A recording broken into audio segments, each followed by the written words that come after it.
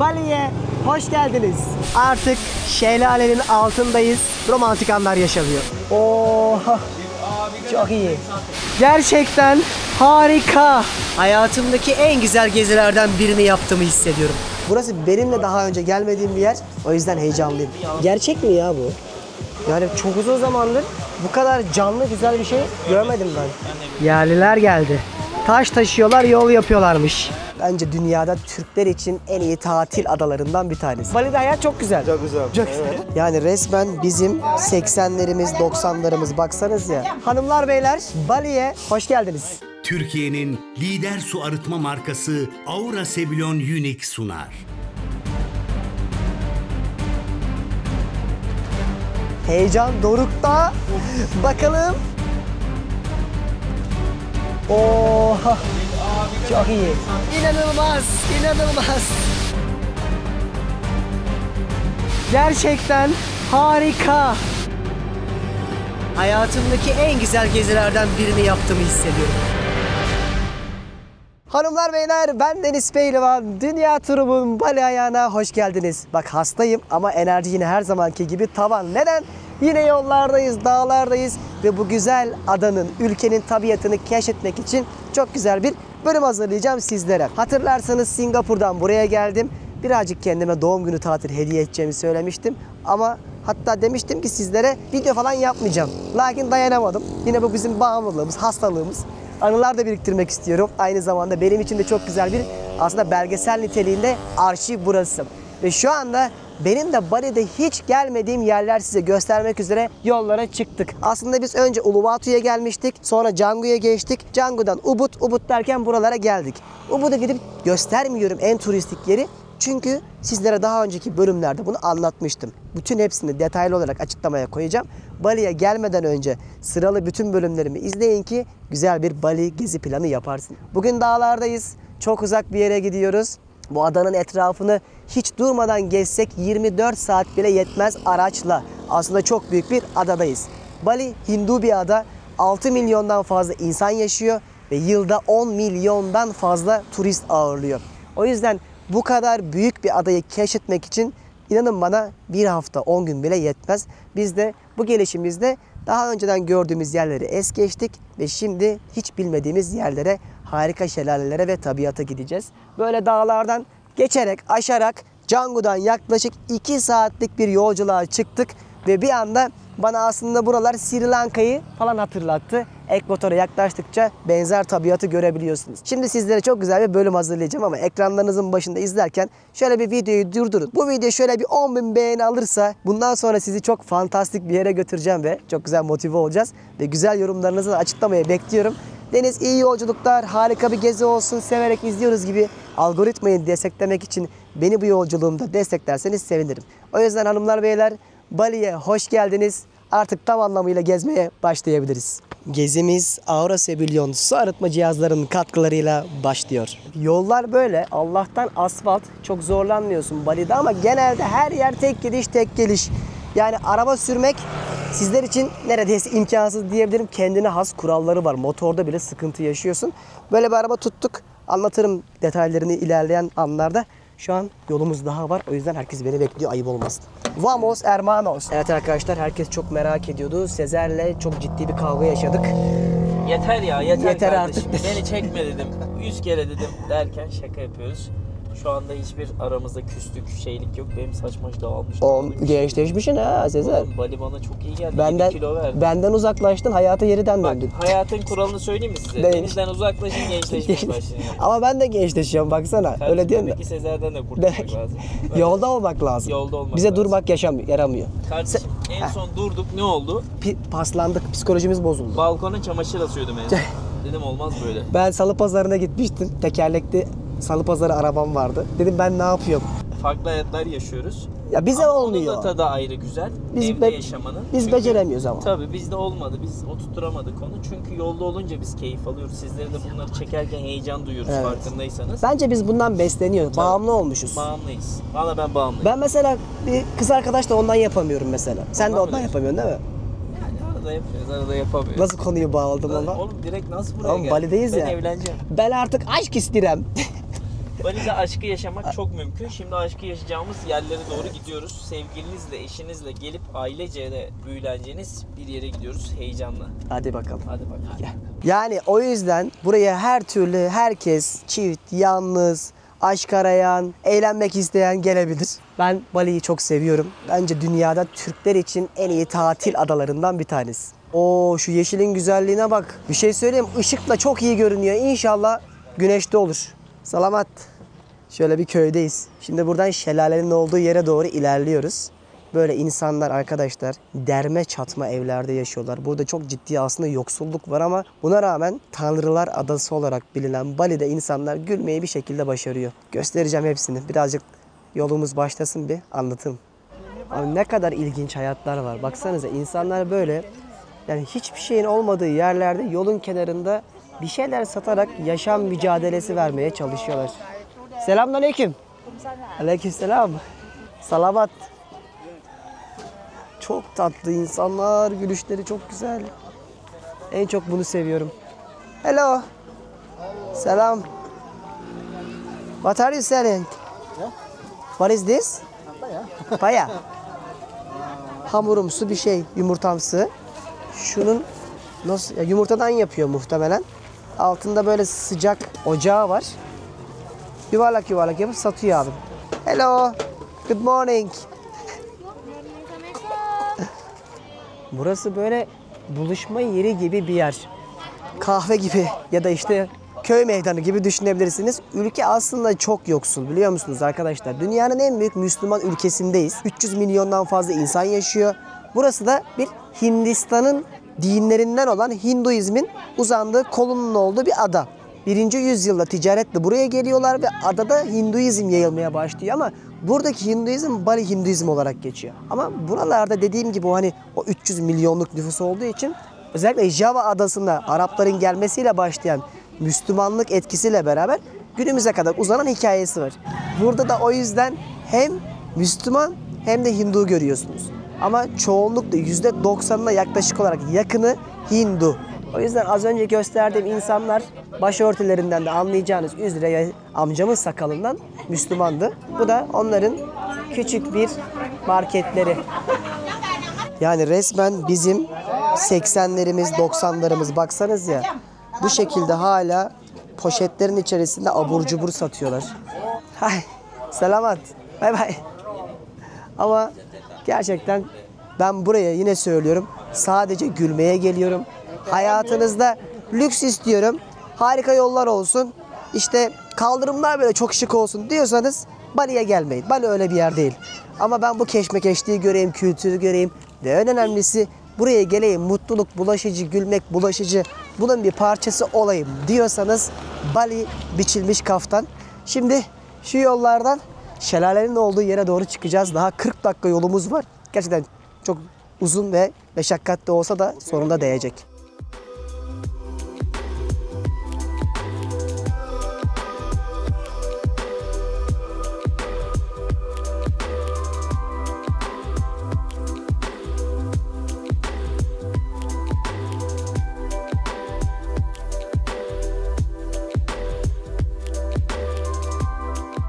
Nerelerden geçiyor Sezer? Bizi nerelere getirir? Ama burası. çok güzel. Çok güzel. Burası abi. Oo, Burası çok güzel bir abi, manzara çok gördük. güzel bir yer. Aa Serkan abi sen yine mi geldin ya? Ben yine geldim. En son Norveç'teydik. Norveç, Bali. Adam zorla kendi reklamını yaptırdı. Beni de koy diyor. Bedava reklamını yapıyorsun. Yani Türkiye beni tanımasın mı? Yok seninle röportaj yapacağız. Yapacağız. Bir sıfırdan milyon dolara bir başarı Serkan abi, hikayesi. taş mı yesin? New York'ta nasıl iş adamı olmuş. Oğlum çok güzel. Bakın yemyeşil bir tabiattayız şu anda. Adanın en doğusundayız. Bu artık denizin diğer tarafı. Buralara çok gelmez insanlar. O yüzden biz de böyle farklı bir yer görelim istedik. Hep deniz, kum, güneş ve köyler görüyorduk. Ve giderken bakın çok güzel sanki Sri Lanka, İsviçre, Norveç ne derseniz bu manzaraları görmeye başladık. Sesim kısık kusura bakmayın. Hala iyileşemedim. Önceki videoda da söylemiştim. Ama düzeleceğiz inşallah. Gençliğimiz var. Bak bağış usulü tamamen güven usulü. İkimiz çıkınca aynı anda düşüyormuşuz aşağı. Aa kanka ama güzel mi oradan? Kanka çok iyi gel bak. Ya burada bile nasıl çöp olabilir ya? İşte abi insanın olduğu Bana yer. her yer sizi hatırlatıyor arkadaşlar. Of. Şu an sanki ormanın üstünde uçuyormuşuz gibi. Ya burası Karadeniz olsa beğenirdiniz ama burası Evet. böyle arkadaşlar. Çok güzel köylerin içerisinden geçerek sonunda Sekumpul adındaki şelaleye geldik. Burası şimdi otoparkı. Birazdan yürüyüşe başlayacağız. Çok büyük bir ada. Gerçekten buraya gelmeden önce iyi planlama yapmanız lazım. Bali öyle bir günde gezilecek bir yer değil. Aklınızdaki o ada kavramını silin. Aslında burası devasa bir kent gibi ama ada formunda. Şimdi bizim geldiğimiz yerde çok böyle artık umudu bile geçtik. Oldukça uzak bir yer ve şuradan girişimizi yaptık. Şelaleye doğru yürüyüş yapacağız. İşte şu anda şöyle bir göstereyim. Gördüğünüz yer arkadaşlar Bali Adası. Şöyle inceleyerek anlatayım sizlere de. En azından rehber olsun. Burası size ilk bölümlerde anlattım Uluwatu. Şura Kuta, Seminyak. Şura Canggu. Şura Ubud. Ve bizim bulunduğumuz yerde şurada kalıyor. Sekumpul Waterfall, yani bu şelalenin olduğu yerin ismi. Ve biz düşünün şuradan şuraya gelmek için yaklaşık 2,5 saat harcadık. Etrafında dolaşıyor olsaydık, Bu hangi kanal? bu bir de Helen'in peşinde diye çocuk var. Onun kanalı. Etrafından dolaşıyor olsaydık gerçekten günler yetmez. O yüzden böyle planlama yapmak lazım. Biletlerimizi alıyoruz. Birazdan şelaleye doğru yürüyüş başlayacak. Burası benimle daha önce gelmediğim bir yer. O yüzden heyecanlıyım. Biletlerimizi alıyoruz. O kadar uygun ki aslında buraya giriş 20.000. 1 euro 19.000'e denk geliyor. Yani o kadar uygun fiyatlara birçok yere girebiliyorsunuz. Ama şelalelerin içinde yürüyüş de yapabiliyorsunuz. 3 tane şelale var, bölge var aslında gitmek için. Biz onun 2 tanesini seçtik. Diğerine çok gerek yokmuş. Adem'le beraberiz. O da bize yardımcı oluyor. Beraber geziyoruz. Ubud da yaşıyor. Ne haber Adem? İyidir abi sen. Biz de Türkiye'den geldik. Selam var mı göndermek istedi? Bayağı zaman oldu mu? Aileme ve arkadaşlar. Senin Instagram'ın neydi Adem? Hey Adem. Çekimleri çok iyi. Onun da Instagram'dan bakarsınız. İkisini seçtik değil mi şu anda? Onları göreceğiz. Üçüncüye Aynen gerek öyle. yok. Üçüncüye gerek yok abi. Zaman kaybı. Çünkü bundan sonra bir şelaleye daha gideceğinizi söylediniz. Evet. Bence oradan zaman kaybetmeyelim. Abi bilen de geleceksin. Yani kafan rahat bak. Nerede adam kısacağını biliyor. Çünkü akşam kebapçı varmış oraya.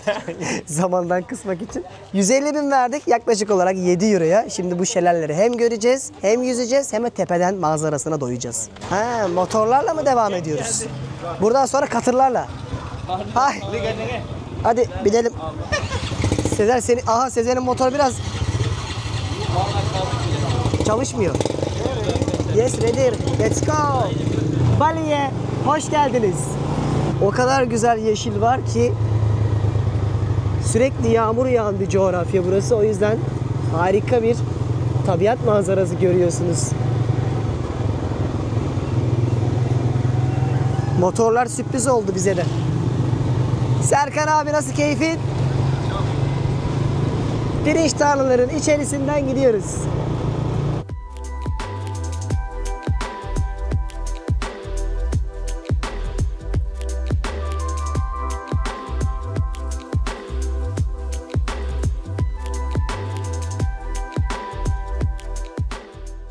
Ne ilginç yerler var ya. Baksanıza nasıl yerlerden geçiyorum şu anda. Çok güzel. Bunlar insanların evleri bu arada. Direkt evin içinden geçiyoruz, önünden. Nerelerde yaşıyorlar baksanıza. Şu bir market, girişlerinde her zamanki gibi tapınakları. Ve çok dik bir yerden aşağı iniyoruz şu an. Motor çıkar mı buradan ya? Yol da çok kötüydü. İyi senin motor. Change this. Zorla mı geldin? Ne oldu? Bu iyi geldi ha. Oğlum ölüyorduk lan. Ama yolda çok aşırı dikti. Ama hiç safe değil o. Şelalenin sesi gelmeye başladı. Heyecan dorukta. Bakalım. Bak. O mikrofon bile bozuldu. Öyle motora bindim ki. Oo. Of of. Oo. Oo, Sezo. Oo, çok iyiymiş ya. Hanımlar beyler, Bali'ye hoş geldiniz. Din hayatlarının o kadar içine entegre ki herhangi bir markette, dükkanda, evde fark etmeksizin bu şekilde adaklarını görebiliyorsunuz. Onların dini, görsel yapıları bunlar. Çok farklı formları var. Bu herhangi bir dükkanın önündeki hali. Sarı motifleri de çok kullanırlar. İçeride bugün tanrılarına adadıkları, inandıkları tanrı hangisiyse Hinduizm'deki şöyle hediyeleri olur ve bazen bunun içine sigara bile koyar yani adamak için. Bu hem şükran hem minnet hem de onların bir ibadetleri aslında. Bunlardan satıyorlar. Burada bunlar ünlüymüş. Bu yıldız meyvesine benziyor mesela. Şurada dünyanın en pahalı dedikleri buvak kafeyi görüyorsunuz. Şu hayvan gidiyor, kahveyi yiyor. Ondan sonra dıçkılıyor ve bunu öğütüp kahve yapıyorlar. Burada çok yaygındır. Bali'de de çok tüketilebilir. Herhalde en iyi manzaralı tezgahı gösterdim size. Şurada çok ünlü bir kafe var. Oraya doğru gidiyoruz. Oradan manzara çok güzel görünüyor ve biraz da ışık güzel olursa gününün keyfini süreceğiz. Sabahtan beri hiçbir şey yemedik. Saatlerdir yollardayız. Ellerimiz ayaklarımız titreyince dedik ki bir yemek yiyelim artık. Bu manzaraya karşı şöyle bir ızgara tavuk söyledim ben. Bu yaklaşık olarak 70 rupi yani 3,5 euro sadece. Arkada da böyle bir manzarayı izleyerek enerjiyi alıyoruz. Şurada çok ünlü kafeleri var. Sıra bekliyoruz bir yandan. İçerisi dolu yer bulamadık. Oradan da biraz fotoğraf çekeriz. Sonra aşağıya inip diğer şelaleye kadar yürüyeceğiz. Afiyet olsun bu manzarada bizlere. Yemeğimizi yedik. Yağmuru bekliyoruz. Az önce felaket yağmur yağdı. Şu dağların güzelliğine bakın. Bulutlarla beraber ne kadar fantastik görünüyor. Şimdi o dünyanın ünlü kafelerinden bir tanesinde kahve içip manzara keyfi yapacağız. Vay, en güzel açı nerede? Burası güzel gibi. Oo, çok iyi. Yani çok uzun zamandır bu kadar canlı güzel bir şey görmedim ben. Ben de görmedim. Yani bayağı da şelaleye gidiyorum aslında ama. Bu kadar üstünden ve karşıdan görüyorsun şu an. Net kahve. İçindesin bir yani. de keyifle kahve içebiliyorsun. Nerede bulacağım? Yok. Bulamam. Bayağıdır böyle yere gelmedik ya, iyi oldu. Ben Bali'de burayı çok beğendim. Ben de. Yani dağ, taş görmek için, şelale görmek için buraya gelinir. Kahve söyleyeceğiz şimdi. Bu manzaranın keyfini çıkaracağız. Şimdi oturduk. Şu anı izliyoruz hiçbir şey yapmadan. Gerçek mi ya bu? Umarım ekranlarınızın başında da bu kadar güzel görüyorsunuzdur. İnanılmaz. Şimdi aşağıya yüzmeye gidiyoruz. Eşyalarımızı falan bıraktık. Bundan sonra bu makineyle çekeceğim çünkü ıslanacağız. Heyecanlıyız. Asıl şimdi yağmurda dindikten sonra keyifli bir macera kısmı başlıyor. Şöyle bir 50 metre kadar yukarıdayız. En aşağıya doğru inmeye başlıyoruz. Yollar güzel. Devam. Bu manzara çok iyiymiş ya. Gerçekten var ya, yağmurdan sonra daha güzel oldu.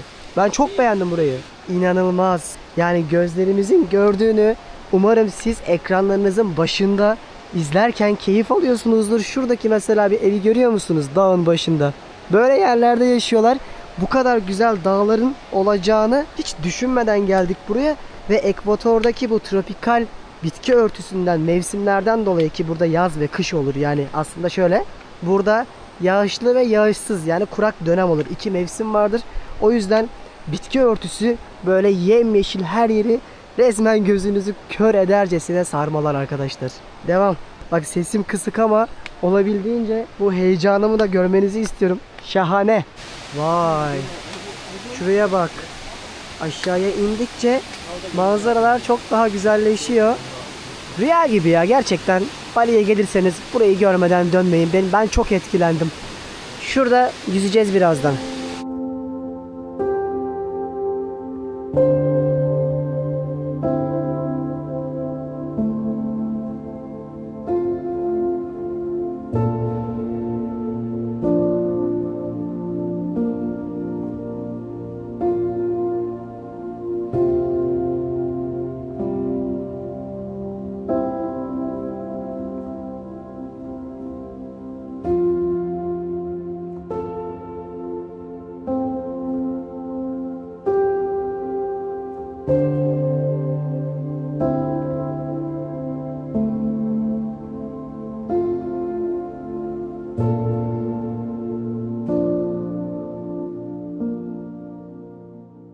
Yerler de bayağı kayı. Hi.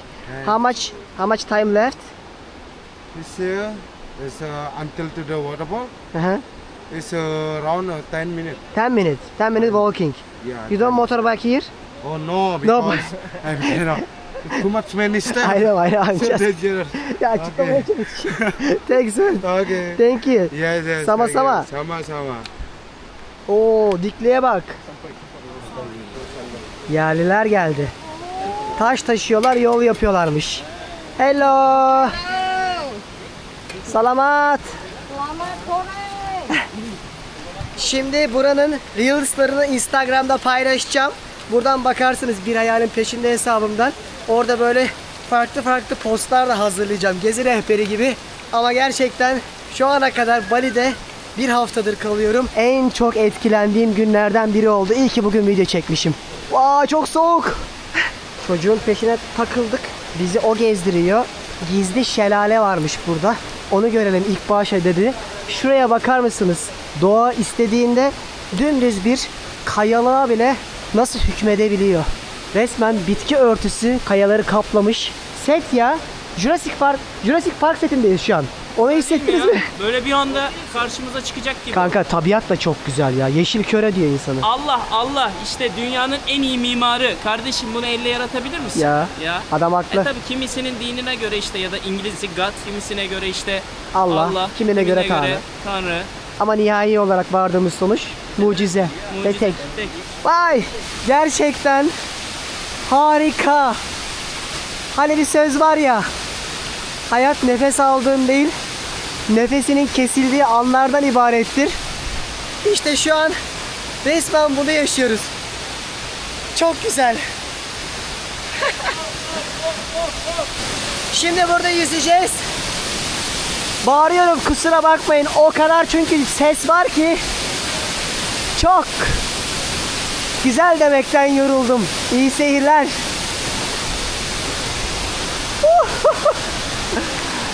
Gelin yüzelim hadi. İnanılmaz bir yerdeyiz. Bu deneyimi yaşamak sadece 7 euro. İnanabiliyor musunuz? Bakın Deniz kardeşime. Sanki dünyayı yaratmış gibi. Öyle bir şey doğada olmak. Çok güzel. Şöyle bir şelaleye karşı.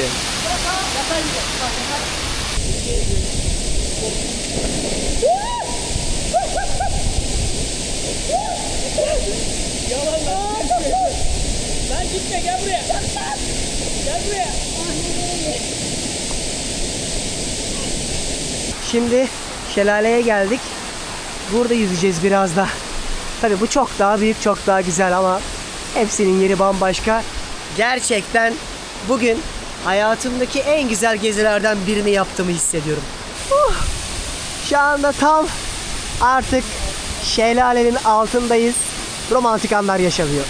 Biz de 4 erkek geldik. Rüya gibi bir Karadağ izliyorsunuz. Umarım beğendiniz bu geziyi. Yorumlara yazmayı unutmayın dostlar.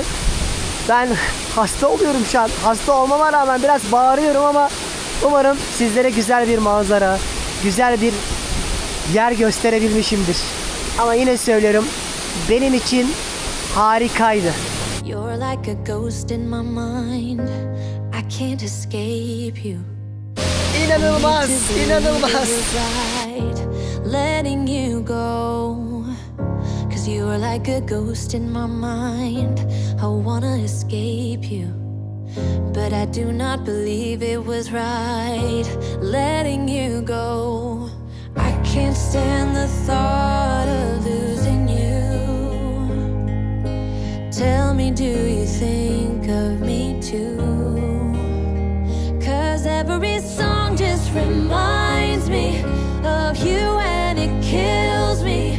No, it was a mistake letting you go. 'Cause every song just reminds me of you and it breaks my heart. You're still here though we're apart. I'm seeing your face in my dreams. I can't escape you. Geri dönüş yolundayız. Bu sefer farklı bir yoldan, ağaçların altından bir patika yolda ilerliyoruz. Çok güzeldi yukarıda. Bu deneyimimi de size yorumlarım. Ama bugünü yine söylüyorum. hayatım boyunca unutmayacağım. Çok başka güzel bir tecrübeydi. Bir hayalim daha gerçek oldu. Brother, what's your name? Arista. Arista. How old are you? 22. 22. You live in this village? Yeah. How many brothers, sisters do you have? I have 2 sisters, 2 sisters. older and younger. You can speak English very well. Thank you. When they come here, they will find you in the reception, okay? Okay. You are gonna be their guide. Thank you very much for your help. We love today and you helped us very much. Thanks man. Hep gülerler mi? Gördünüz değil mi çocuğun minnettarlığını, tatlılığını? Böyle bizi gezdirdi. Rehberlik de alıyorsunuz girişte. Size böyle göz kulak oluyorlar çünkü kafanıza göre gezemiyorsunuz. Gelmişken mutlaka yapmanızı öneririm Doğan. Şunun bence Bali'de görebileceğiniz en iyi noktalardan biri burasıydı.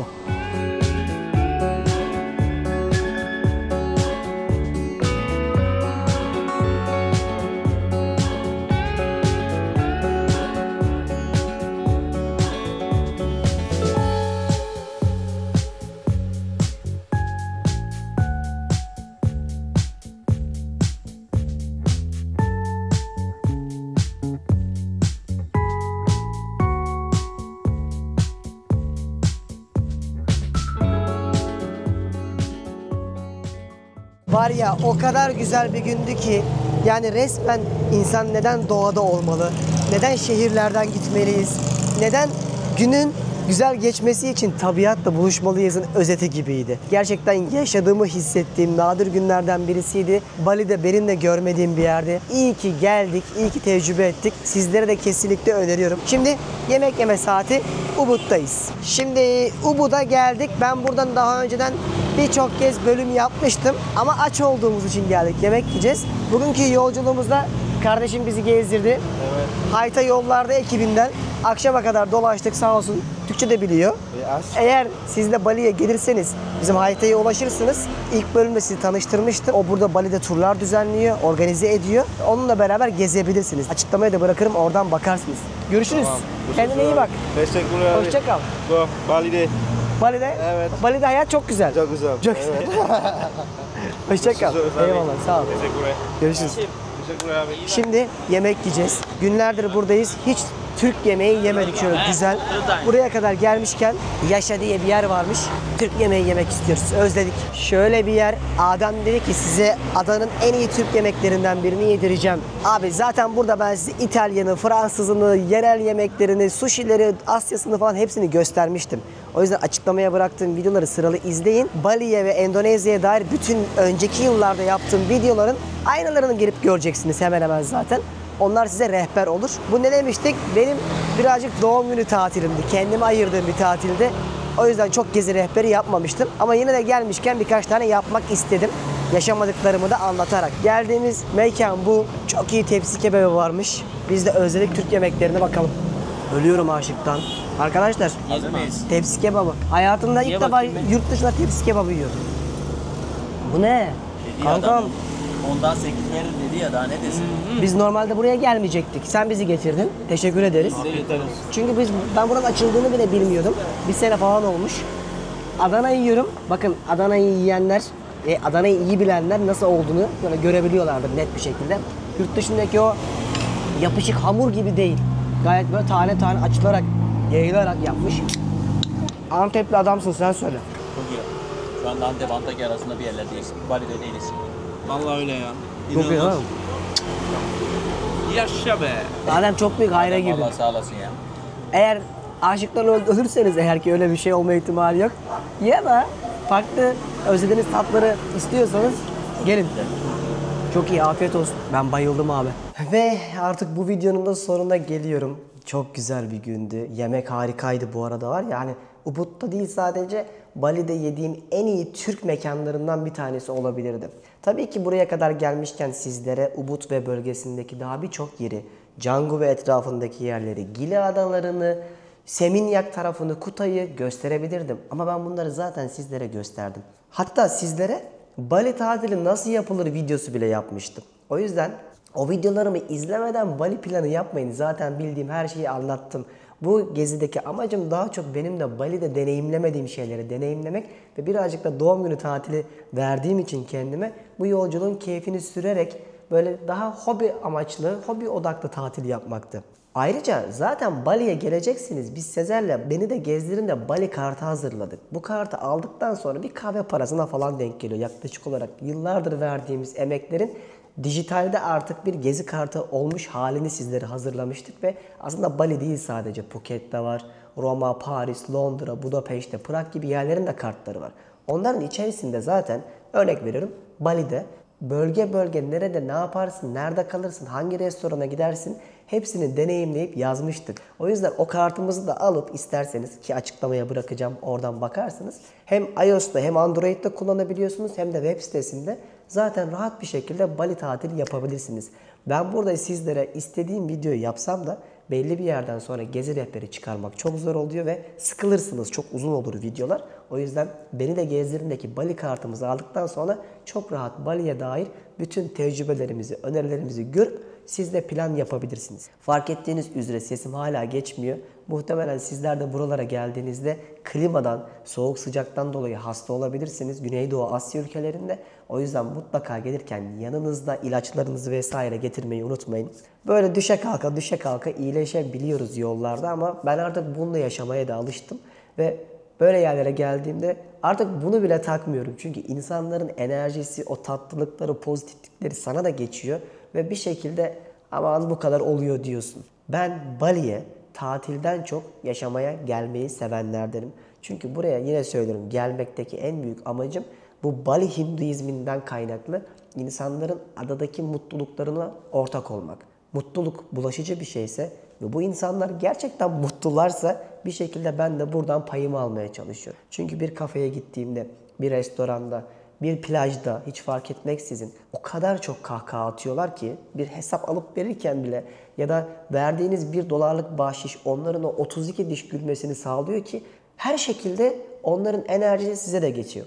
Düşünseniz ya bir yere gittiniz, yüzü asık insanlar var. Yemek yemek bile istemezsin değil mi? Yani o garsonun tavrı bile seni o mekandan soğutabilir. İşte bunun tam zıttını düşünün. Her şeyin pozitif olduğu, yaşam anlamında, iletişim anlamında. Bali öyle bir yer.